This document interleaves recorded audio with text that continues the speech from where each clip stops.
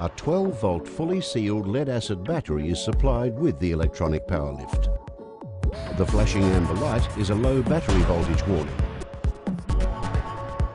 If it continues to flash after the unit stops, the battery will require some charge.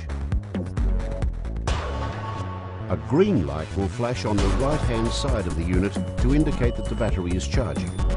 When the green light stops flashing, the battery is fully charged. The unit is also supplied with a manual override handle stored in the battery enclosure. This can be used as a backup function if the unit fails to operate for any reason.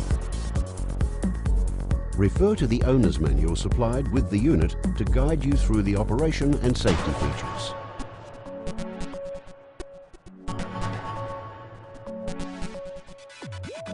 And be sure to check out other product suite demonstrations to learn how to lighten your load with Razor.